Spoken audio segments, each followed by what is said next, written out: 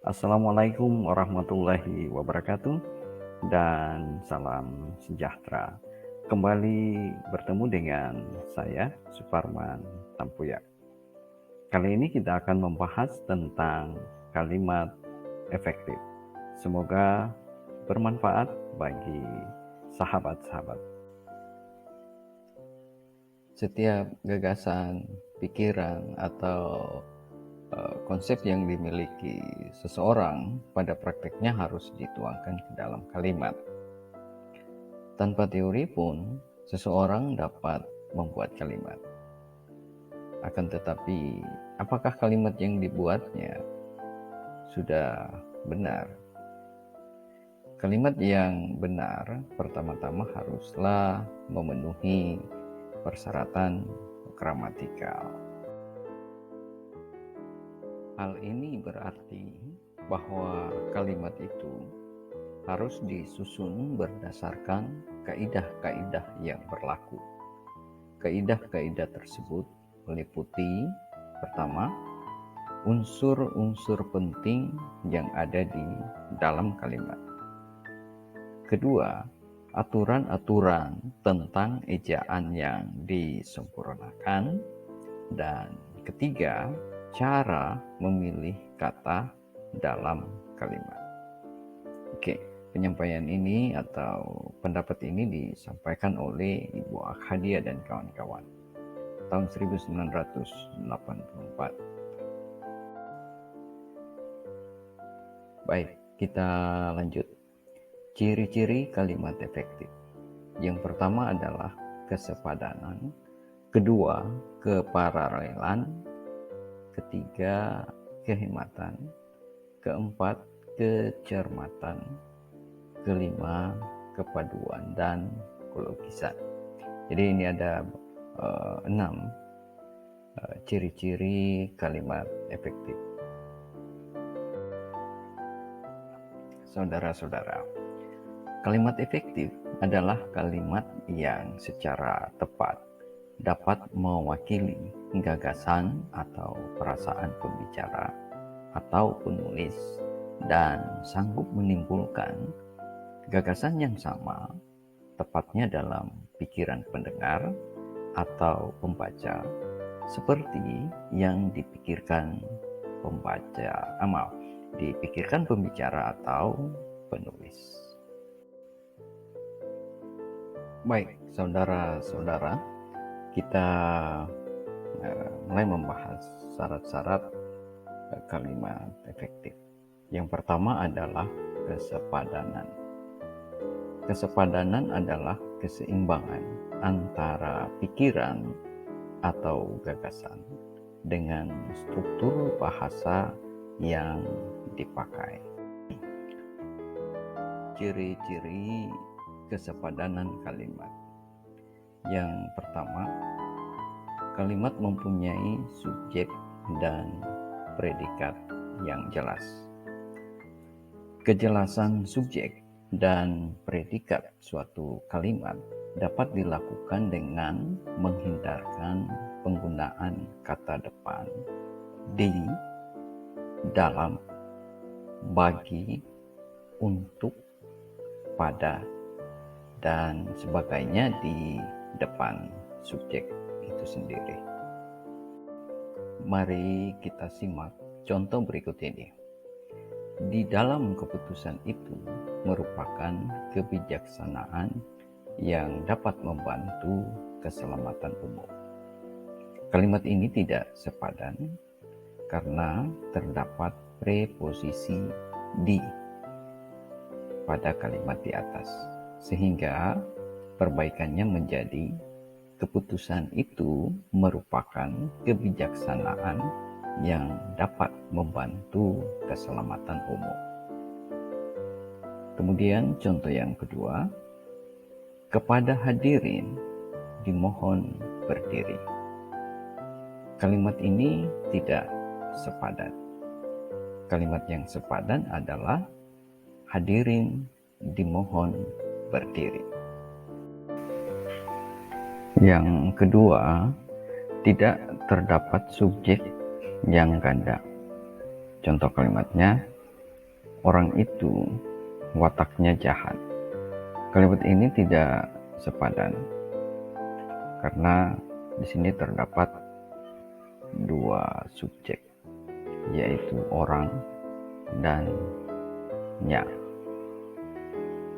Sehingga kalimat ini dapat diperbaiki menjadi orang itu berwatak jahat atau watak orang itu jahat. Ketiga, penggunaan kata penghubung intra kalimat seperti sehingga, dan, atau, lalu, kemudian, sedangkan, bahkan digunakan pada kalimat tunggal. Contoh kalimatnya, kami datang agak terlambat sehingga kami tidak dapat mengikuti acara pertama. Kalimat ini tidak sepadan karena kata penghubung intra kalimat sehingga tidak digunakan dalam kalimat tunggal. Perbaikannya adalah kami datang agak terlambat sehingga tidak dapat mengikuti acara pertama. Selanjutnya, ciri keparalelan atau kesejajaran. Kesejajaran atau keparalelan dalam kalimat efektif adalah kesamaan bentuk kata yang digunakan dalam kalimat. Artinya, jika bagian kalimat itu menggunakan kata kerja berimbuhan di, bagian kalimat yang lainnya pun harus menggunakan di pula. Atau jika bagian kalimat itu menggunakan kata kerja berimbuhan me, bagian kalimat yang lainnya pun harus menggunakan me pula. Perbaikan kedua kalimat tadi menjadi kakak menolong anak itu dengan memapahnya ke pinggir jalan. Semakin berumur, seharusnya manusia itu semakin bermoral, bijaksana, dan bertanggung jawab. Selanjutnya, ciri kehematan. Kehematan dalam kalimat efektif adalah menghindari penggunaan kata, frase, atau bentuk lain yang tidak perlu sejauh tidak menyalahi kaidah tata bahasa dan tidak mengubah makna. Penghematan dalam kalimat efektif dapat ditempuh dengan cara hindari pengulangan subjek yang tidak diperlukan. Mari kita lihat contohnya. Dia tidak datang pada acara itu karena dia tidak diundang. Kalimat ini tidak efektif karena pengulangan subjek, yaitu dia. Sehingga kalimat tersebut diperbaiki menjadi dia tidak datang pada acara itu karena tidak diundang. Kalimat kedua, karena dia tidak diundang, dia tidak datang pada acara itu. Kalimat ini juga tidak efektif karena terjadi pengulangan subjek, yaitu dia. Perbaikan kalimat yang tepat adalah karena tidak diundang, dia tidak datang pada acara itu. Selanjutnya, hindari penggunaan subordinat pada hiponimi kata. Contoh kalimatnya, ia memakai baju warna merah. Kalimat kedua, ia dilahirkan pada hari Jumat, tanggal 15 bulan November tahun 1985. Kedua kalimat tersebut tentu tidak efektif, sehingga perlu diperbaiki menjadi ia memakai baju merah. Ia dilahirkan pada Jumat 15 November 1985.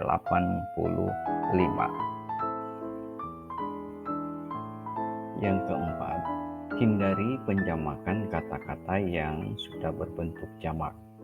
Misalnya, kita lihat dalam contoh berikut ini. Masih banyak hal-hal yang harus dibahas.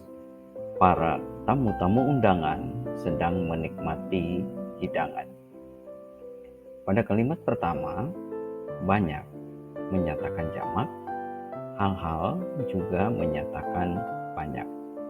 Sehingga kalimat ini tidak efektif. Begitu pula, para berbentuk atau menyatakan jamak, tamu-tamu menyatakan jamak. Nah, perbaikan yang tepat adalah masih banyak hal yang harus dibahas. Tamu-tamu undangan sedang menikmati hidangan.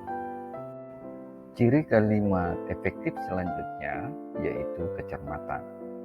Kecermatan dalam kalimat efektif dimaksudkan sebagai kalimat yang tidak menimbulkan pengertian ganda dan tepat dalam pilihan kata. Mari kita lihat contohnya. Dialah istri Pak Lurah yang baru. Kalimat tersebut mempunyai penafsiran makna ganda. Apakah Pak Lurah itu yang baru menikah atau baru dilantik menjadi lurah? Perbaikan kalimat di atas sebagai berikut. Dialah istri Pak Lurah yang baru. Kalimat tersebut bermakna Pak Lurah baru menikah. Dialah istri Pak Lurah yang baru, bermakna istri Pak Lurah. Contoh berikutnya, saya suka melihat pertunjukan wayang kulit. Kata melihat pada kalimat di atas kurang tepat, sehingga perbaikannya menjadi seperti ini. Saya suka menonton pertunjukan wayang kulit. Jadi kata melihat lebih tepat digantikan dengan kata menonton. Selanjutnya, ciri kepaduan.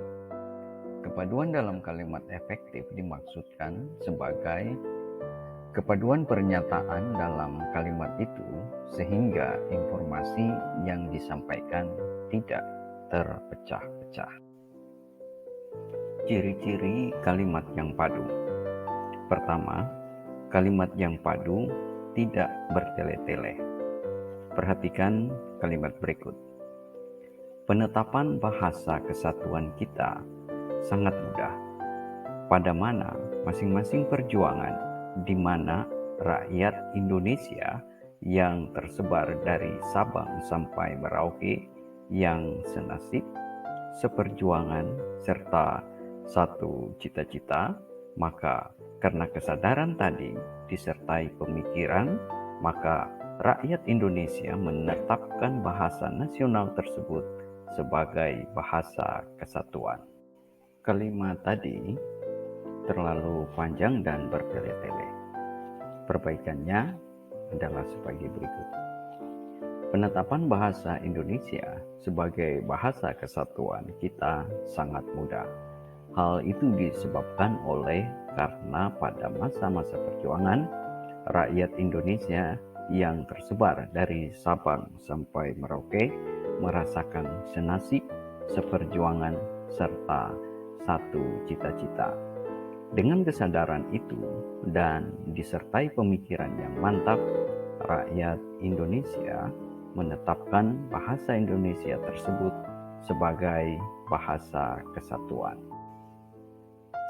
Ciri yang kedua, kalimat yang padu menggunakan pola atau urutan aspek, agen, verba secara tertib dalam kalimat-kalimat yang berpredikat persona. Mari kita lihat contohnya. Surat itu saya sudah baca. Kalimat tersebut tidak menunjukkan kepaduan karena aspek terletak di antara agen dan verba. Kalimat di atas seharusnya diperbaiki. Surat itu sudah saya baca. Ketiga, Kalimat yang padu tidak perlu menyisipkan sebuah kata antara predikat kata kerja transisi dan objek penderita. Misalnya, mahasiswa harus menyadari akan pentingnya perpustakaan. Kalimat ini tidak efektif dan perbaikannya kita harus menghilangkan kata akan. Menjadi mahasiswa harus menyadari pentingnya perpustakaan. Ciri kalimat efektif selanjutnya adalah kelogisan. Yang dimaksud dengan kelogisan adalah ide yang ada di dalam kalimat itu dapat diterima oleh akal dan sesuai dengan ejaan yang berlaku. Contohnya, waktu dan tempat kami persilahkan. Ini contoh kalimatnya. Nah, dalam kalimat tersebut seolah-olah waktu dan tempatlah yang dipersilahkan. Padahal maksud kalimat tersebut adalah orang yang akan mengisi acara itulah yang dipersilahkan. Kalimat tersebut akan menjadi logis kalau diubah menjadi seperti berikut ini. Yang terhormat Rektor Universitas Jember, kami persilahkan untuk memberikan kata sambutan sekaligus membuka acara ini. Oke, terima kasih para sahabat dimanapun berada. Demikian penyampaian atau pemaparan kami tentang kalimat efektif. Terima kasih. Assalamualaikum warahmatullahi wabarakatuh dan salam sejahtera untuk kalian.